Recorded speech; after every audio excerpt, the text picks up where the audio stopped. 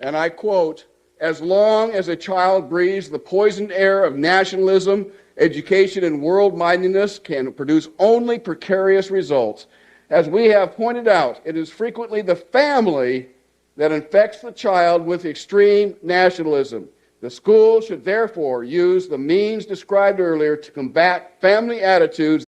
Hey all, happy Monday. And I just found a jewel. So I put a link below to the original, but this is a short, compressed and fascinating talk given at the UN back in the early 1990s.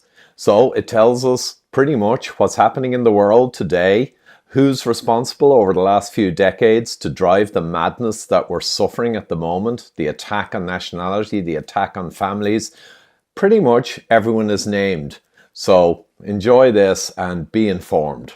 As various nations and power groups struggle for supremacy over this new world government, and how everybody else in the entire world seems to know what's going on except the American citizens who have been kept in the dark. Now, one of the things that has made me extremely successful, and one in which the New Agers, the globalists, do not want to touch or argue with from the standpoint of trying to prove me wrong, is that I use their own documents against them. Hence, we will be using a lot of overheads tonight that I take direct quotes out of what different globalists have said, or United Nations documentation, or United States documentation, to show you step by step what has been actually happening, where we are today, and where we're likely to be in the near future. So without further ado, let's go ahead and get started so that we don't go into the wee hours of the morning. And I want to start with something that was happening way back in the creation of the United Nations. The United Nations, when it was sold to the American people back in 1945, we were told basically that there was no intention on the part of any of the leadership in the world to make the United Nations into a world government. Well, that's not true. The following year, Assistant Secretary William Benton made a speech before UNESCO. That was the first year of a UNESCO, in which he said, and I quote, "As long as a child breathes the poisoned air of nationalism, education and world-mindedness can produce only precarious results. As we have pointed out, it is frequently the family that infects the child with extreme nationalism.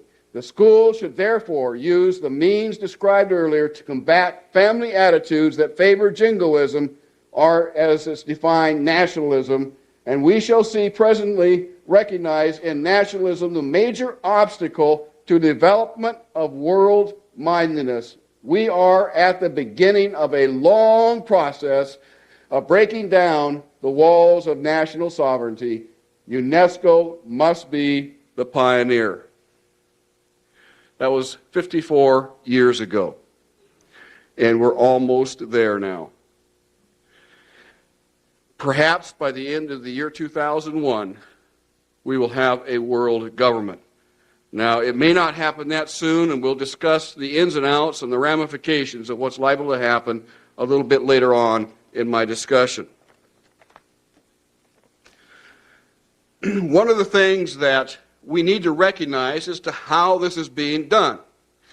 And the best, most succinct diagram or illustration of this that I could find comes from a man by the name of Professor Carroll Quigley, who was a Harvard economist, who also a historian, and also was at George Washington University. Is that right? That seems wrong for some reason. Georgetown University, thank you. In Washington, D.C., where he taught William Jefferson Clinton. During the 1950s and the 1960s, Professor Carroll Quigley had an inside track within the international community in which he communicated, they accepted him as one of their own, and he studied from a historical standpoint the ins and outs and nuances of what this group of people were attempting to do. And he wrote a book then that was published in 1966 called Tragedy and Hope. Some of you may have a copy of this. It's about that thick. It's over 6,000 pages long. It is literally a in detail description of every action and what they're planning on doing. That book lasted for 1 week on the shelves before he was forced to remove it. And obviously, because it was a week on the shelves, there were copies made, and it's been reprinted since, so it is available still. And one of the paragraphs, I think, that was taken out of this, I have not read the entire book, obviously, but it is a tremendous reading source if you have the time, have a few spare hours, just to pick it up anywhere and start reading what these globalists are attempting to do. And this one paragraph really describes, I believe, exactly what it is they're trying to do. He says that the global elites' aim is nothing less than to create a world system of financial control in private hands, to be able to dominate the political system of each country and the economy of the world as a whole. The system was to control in a feudalistic fashion by the central banks of the world acting in concert by secret agreements arrived at frequent private meetings and conferences. And of course, that's still being done today. It's primarily through the financial community, the global financial community, primarily of the United States and Britain, that is advancing this world government, but also all of the European market, the European Union, as we'll see a little bit later on. The Council on Foreign Relations, many people think this is the boogeyman of the secret societies of the globalists. It's not. It's a front group. About 800 people belong to it. Mostly it's a good old boys club. However, there is a core at the center of the Council on Foreign Relations that is very active in promoting world government and is using the whole CFR apparatus, as it were, as a smokescreen. And they publish, usually in their publication called Foreign Affairs, those kinds of thinking that they're ready to institute in the world. And this one happens to be done in 1970, just 3 years after the publication of the Iron Mountain Report, which calls for, if we're going to create a world government, we can no longer use war as a mechanism to cause fear amongst populations and therefore allow us to control the behavior of populations through fear. We have to find an alternative, and the Iron Mountain Report, named after the first meeting held in Iron Mountain, New York, along the Hudson River, and those nuclear bunkers built into the mountainside there, where they actually have defined what it was that they wanted to substitute the threat of war for in order to be able to control populations. And they settled on, in 1967, in their publication called the Iron Mountain Report, the environmental holocaust. In 1970, 3 years after that publication, Foreign Relations began to publish a series of articles describing the ecological holocaust that was facing the world. And in this particular issue, the first issue done by George Kennan to prevent a world disaster, where it was summed up in 3 points that the eco-crisis is a global threat so great that it endangers all of life on Earth. In other words, it's going to affect all of us if we don't do something about it. The crisis should be controlled by a partnership. Now, I want you to remember the word partnership, because the partnership is made up as an unholy triad between government and business, and today, non-governmental organizations. At the time this was written, non-governmental organizations did not exist. But now it's the unholy triad or unholy trinity made up of government, specifically the United Nations, business, and non-governmental organizations operating under a central international super agency. Now, this will be a supranational EPA-like organization.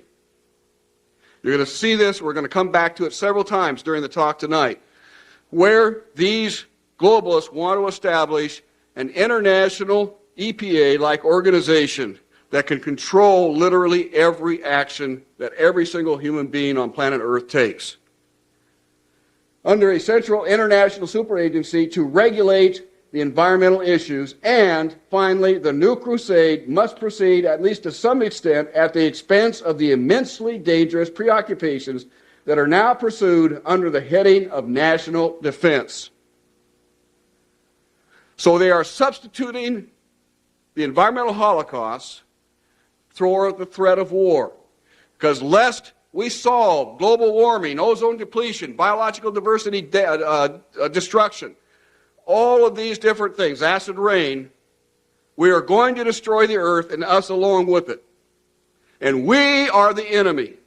For those of you in the audience who are old enough, remember the old cartoon from Pogo, where he used to say on a frequent basis, we have met the enemy and he is us. And this is exactly the plan that these globalists have put forth and has been in operation for the last 30 some odd years. If you're still not convinced, the founder and current leader of the Club of Rome, which in fact is real, despite many years of efforts to try to say that it's nothing but a right-wing conspiracy to discredit the global community, Aurelia Pecci, who actually created the Club of Rome, and it's the inner circle of the global elitists in 1991, stated that while searching for a new enemy to unite us, we came up with the idea that pollution, the threat of global warming, water shortages, famine, and the like would fit the bill. All of these dangers are caused by human intervention. The real enemy then is humanity itself. And as Pogo said, we have met the enemy, and he is us. And of course, this finds its way through international leadership, especially within the Clinton administration.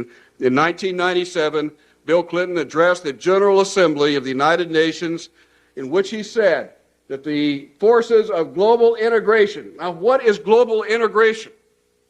Global integration is the process of bringing together the nations of the world into a world government. Now, they call it global governance. And they'll always refer to it as global governance and will adamantly deny that this is world government. But you cannot govern without government.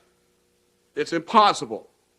Therefore, what we're seeing being instituted is an absolute totalitarian world government that they're planning for the world. Absolute. If you take nothing away from here tonight, realize that we're looking at an absolute totalitarian government that they're trying to establish. We're not going to get into the heart of this.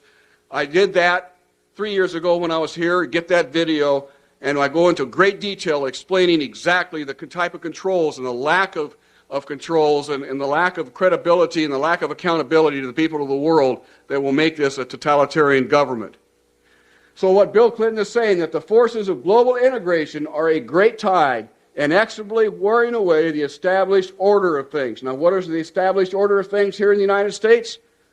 Is our U.S. Constitution, for instance. Our civil rights. The fact that we are a government of the people, by the people, and for the people. That's the established order of things.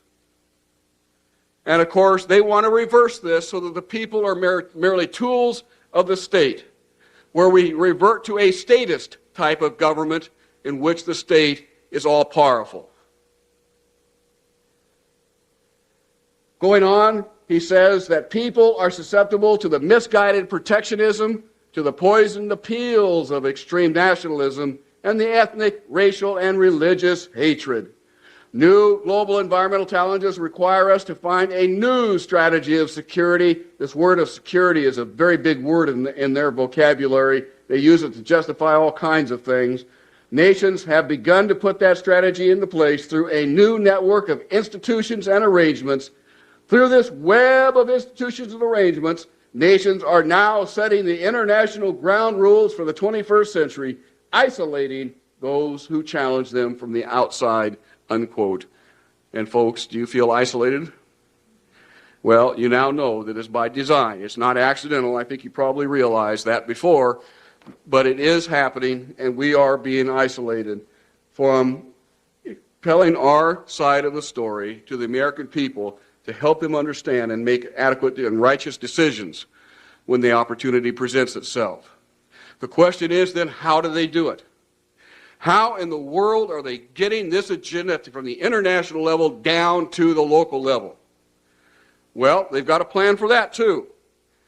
Now, on the environmental side, there's probably a number of different plans, but from the environmental side, you have an organization called the IUCN, the International Union for the Conservation of Nature.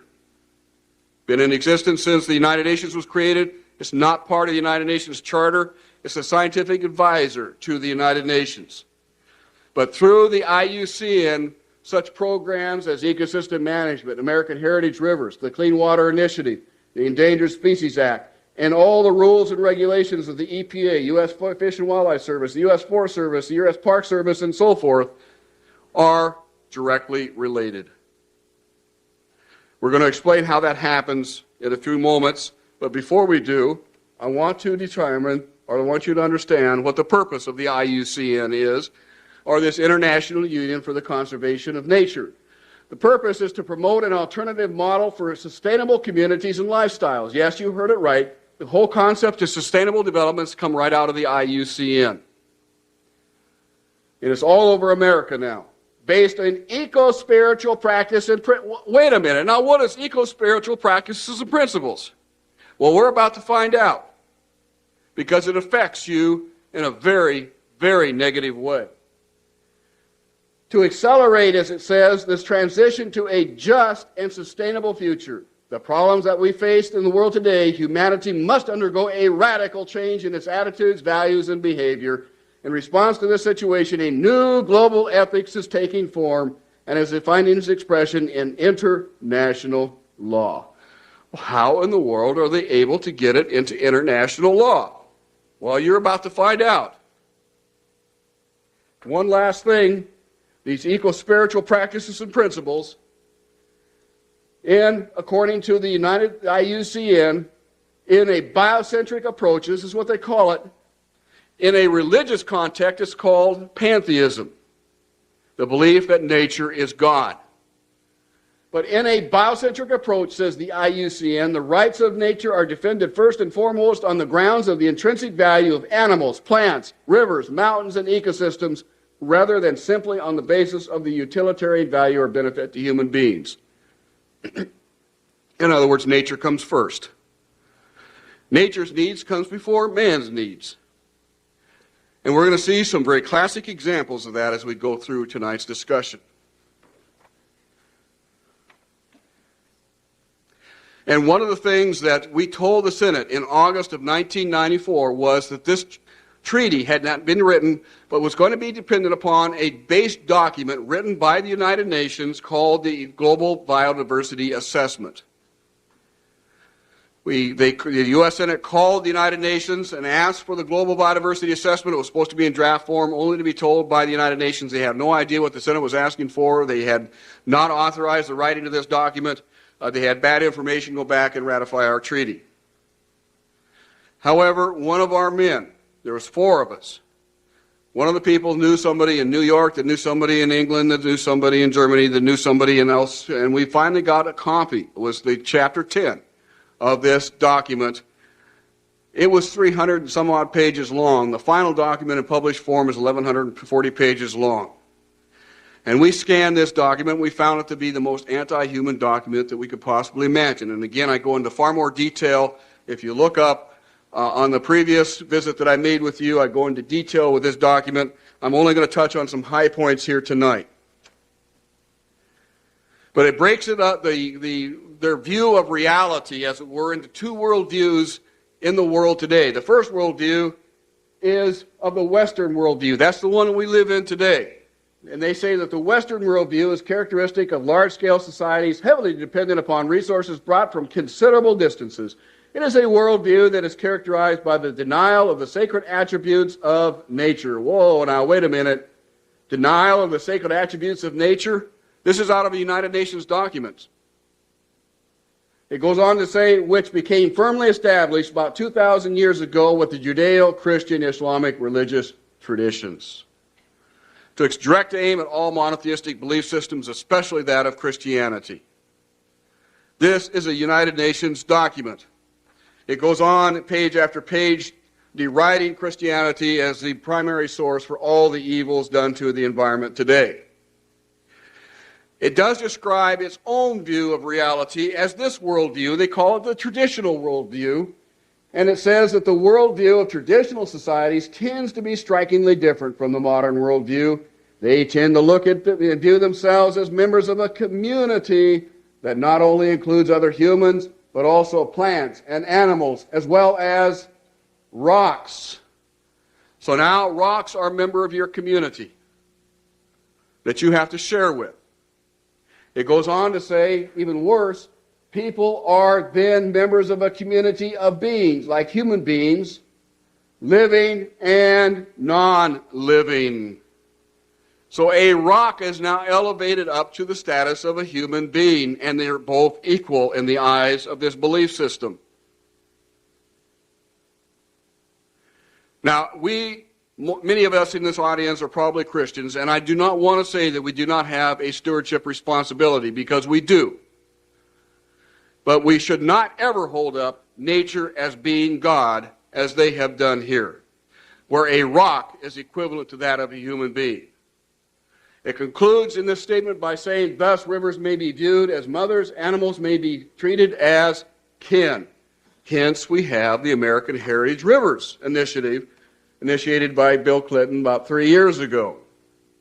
It goes on to say that for most of human existence, traditional societies lived in an ethical paradigm in which nature is valued both in its own right and as for its role in spirituality. In other words, it is God. Traditional societies have considered certain sites as sacred where most human activities are prohibited. Remember this phrase. Traditional societies have considered certain sites as sacred where most human activities are prohibited. That is the heart of the Convention on Biological Diversity.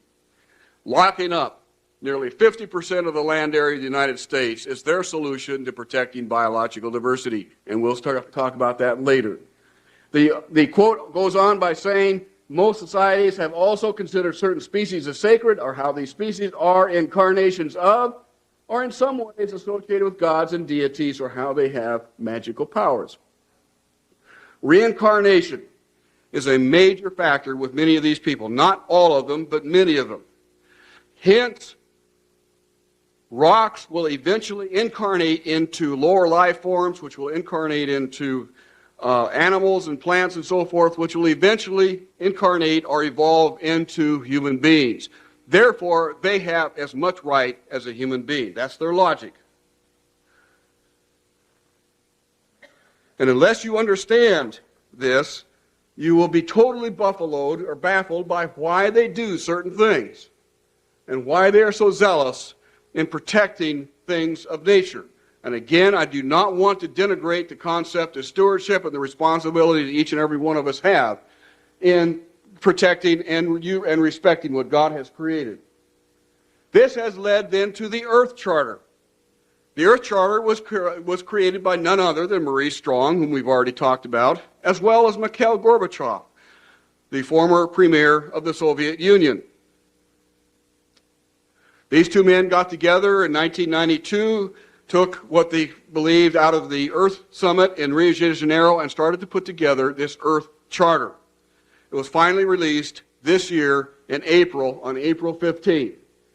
Now, the Earth Charter, according to Maurice Strong and Mikhail Gorbachev, in their writings, they say that a consensus has developed that the Earth Charter should be the articulation of a spiritual vision that reflects universal spiritual values, including but not limited to ethical values.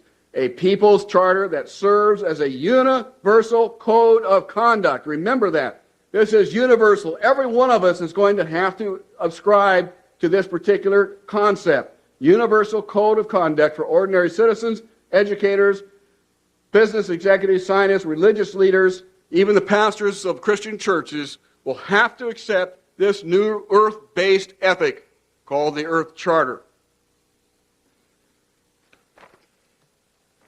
Going on, Mikhail Gorbachev and Maurice Strong say that the Earth Charter Initiative reflects the conviction that a radical change in humanity's attitudes and values is essential to achieve social, economic, and ecological well-being in the 21st century. The Commission plans to circulate the final version of the Charter as a People's Treaty beginning in mid-1998. The Charter will be submitted to the United Nations General Assembly in the year 2000, which has been done. They are now considering the Earth Charter for ratification. And there is a treaty that's awaiting in the wings of the IUCN called the Covenant on the Environment and Development, that as soon as the United Nations accepts the Earth Charter, will be brought out as an international treaty for the nations to sign, that will put into legal force the various provisions of this particular creed.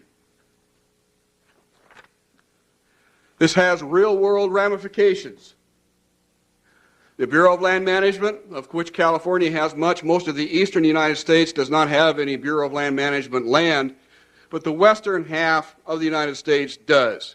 In fact, the Bureau of Land Management controls most of western land. They came out in 1994, in March 30th of 94, with a plan called the Ecosystem Management. And in the chapter called The Human Dimensions in Ecosystem Management, the objective and purpose of that particular chapter states that all ecosystem management activities should consider human beings as a biological resource. In other words, you and I are nothing more than biological resources for these elite people in the Bureau of Land Management to manage. We have no more value than the rocks and the trees that they also manage. This right out of a government document. And needless to say, we took this to the U.S. Congress, and it's created quite a stir back in 1994. That language is no longer in there. The very fact that it was shows the mentality of these people. And that mentality was brought out very clearly this past year, the great fire season of the year 2000, in which we literally saw nearly 7 million acres burn up, primarily in southern Idaho and Montana, but really all over the western United States. It was a bad fire year. We were going to have a lot of fires, a lot of major fires. The problem was that because of this belief system that permeates the U.S. Forest Service and the Bureau of Land Management now, many of these fires, the actual fire officials argued for as many as 3 days before they lifted the first shovel against those fires, whether or not they should send bulldozers in to build fire lines, because they may rip out a plant or two of an endangered species. 3 days they waited. And of course, if any of you have had fire management experience, and I have, while I was working, I have my degree in forestry, and while I was working in my younger years, I fought many project fires, and I'm very familiar with how to fight fires, especially in that part of the country, because I had my education in the western part of the United States. This is not the way you fight a fire. You put crews in there immediately, and you start building fire lines to contain that fire when it's still just a few hundred acres. If you can control that fire in the first 5 or 6 hours, chances are you can keep it to several hundred acres. By arguing for 3 days whether or not they should build fire lines, whether or not they should use retardants, airplane-dropped retardants, because some of those retardants may drift into streams and cause pollution in the streams, which could damage the aquatic life and some of the trout, the endangered trout, the bull trout. Meanwhile, while they're arguing about it, the fire advanced from several hundred acres to several thousand acres to 100,000 acres to 500,000 acres. The streams were boiled dry, the trout were killed, while they were back in the camp arguing whether or not they should be using these fire suppression techniques. This is the real world lunacy of this belief system. And I'm adamant about that word lunacy because you can describe it in no other way. It is lunacy. And they want to run the world this way. We have to stop them.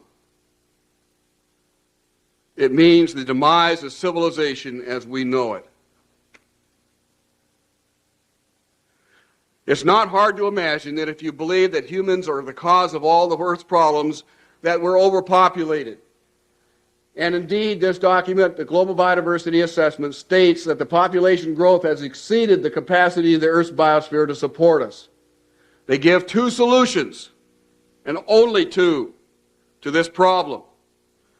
The first is that it's estimated that an agricultural world in which most human beings are peasants should be able to support 5 to 7 billion people. Well, folks, we have 6 billion people right now. That means all of us in this room, or nearly all of us in this room, are going to have to become agrarian peasants if we use this solution. Do you want to become an agrarian peasant? Do you want to live in a metal shack someplace with a dirt floor, maybe a bed or two? You want to have them tell you how many kids you can have? Because this is exactly what they have in mind. This is their solution. This isn't mine. I didn't use the word peasants. They used the word peasants. Now, not too many of us are too wild about that particular option, are we? They give you a different option. In contrast, they go on to say a reasonable estimate for an industrialized world society at the present North American material standard of living would be 1 billion people. So if we wanted to maintain our current standard of living, we would have to reduce the Earth's human population by somewhere around 70% in the next 30 to 50 years, according to this document. Those are the only two solutions that they provided to what they consider the human overpopulation. A reduction in the Earth's human population by about 70%. So 70% of us, or 7 out of 10 of us in this room, would have to offer ourselves up on the altar of nature in order to save planet Earth. It's lunacy. It's absolute lunacy. It's what's led Jacques Cousteau, the famous oceanographer, you've seen many of his programs on television, to tell UNESCO in 1993, about 3 years before he died, that the only hope of saving planet Earth is to eliminate 350,000 human beings a day. 350,000 human beings a day. He said, I don't like it, but that's the only solution. Why? It's the only solution to him because this is what he believes.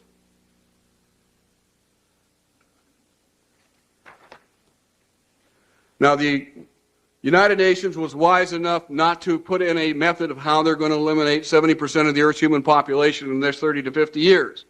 That would have probably caused too many eyebrows to rise. But in a different part of the document, they gave a pretty good hint as to how they planned to do it. They go on in the agricultural section. He says that fertilizers have played an essential part in producing the world's harvest is undisputed. In other words, they're saying that the Green Revolution from the 1970s, 60s, and 70s that actually doubled, quadrupled, and so forth food production that fed the world with an increasing population. Yes, we had starvation, but it wasn't because there wasn't enough food. It was because of poor distribution or more likely corrupt governments. They recognized that the Green Revolution solved the problem. But they go on to say, it is estimated that if the use of fertilizers ceased, the world's harvest would be cut almost in half. It goes on to say, however, the negative side of the equation is that nitrates from fertilizers seep into the groundwater aquifers and so forth, and therefore we must reduce or eliminate the use of fertilizers. Now, I realize there is a lot of good evidence to suggest that we just can't pour fertilizers on and expect to have the nutrition that we should have. I'm not going to get into that discussion tonight. The fact that I want to get into is the fact that they're willing to take a course of action that would reduce the world's food production by 1/2, in this case, probably more because they would also reduce the use of pesticides, knowing full well what would happen if they did that we would lose 50 to 60 to 70% of the Earth's human population in the next 30 to 50 years. It's astonishing. It literally is astonishing what this belief system will do to the mind of an otherwise normal thinking human being, willing to kill and subvert their fellow man for the good of their god, planet Earth, or the Greek goddess Gaia. They also discuss property rights in this particular document. They say that property rights are not absolute. They're not unchanging. They're not inalienable like our Constitution and the Declaration of Independence states. Rather, they are a complex, dynamic, and shifting relationship between two or more parties over space or time. In other words, whether whatever the United Nations says they are, whenever the United Nations wants to change the definition. You can continue to pay the taxes, but the United Nations is going to be able to tell you what you can and cannot do. This was reaffirmed as I was on the evening of the 29th of September 1994. We had gotten this document FedEx to us. I'll explain how in a little while. We had this document explained to, or FedEx to us, chapter 10, and we divided up the responsibility as who's going to read what. And I was reading very fast in this document, highlighting things I wanted the U.S. Senate to see. And I came across this statement right here. Property rights can still be allocated to the environmental public good, but in this case, they should be restricted to usufructual or usufructual? What in the world is usufructual? I had no idea. I thought it was a swear word. I had to go look it up in my dictionary, and the dictionary I used was a 1956 Collegiate Dictionary, Webster Dictionary. Shows you how old I am. And in that dictionary, I was stunned to read that the concept, it's not that way it's written, it's very much softened in today's dictionaries. You can still see it there, but it's not as clear-cut as the dictionary I used, and that basically said that the concept, the usufruct concept, was first developed by the Romans in the Roman Empire, and it means the Caesar owns everything. And he allocates out by right and privilege to those whom he wants the right to grow crops, the right to build a home, the right to build a business, whatever it is that these people want to do. You have to kowtow, you have to grovel before the local governor in order to be able to do that, because he holds all the property rights. That'll do it, folks. Straight from the horse's mouth, so to speak. But how do you protect yourself from all this? Well, awareness is crucial. Talking, discussing with other people is pivotal. And in terms of protecting yourself financially, which is extremely important in the coming few years, this morning actually I'm making a move on investing some pension fund into miners, because I believe that they're going to see a major move in the coming years. But of course, I'm also moving a portion more into physical gold, actual gold and silver, because that is the hedge against what's coming. So there's a link below to Pure Gold I often share. You'll get some personal treatment there from the guys. They know their stuff. And I'll also put a link to Chris Vermeulen, one of the best analysts out there, technical analysts on financial and the world markets and pensions, etc., investment. And that link to a short snippet gives you a good overview of what's likely happening in the coming months. So look after yourself, look after your family in these troubled times, and certainly look after the safety of your family's finances, I would suggest. Thank you.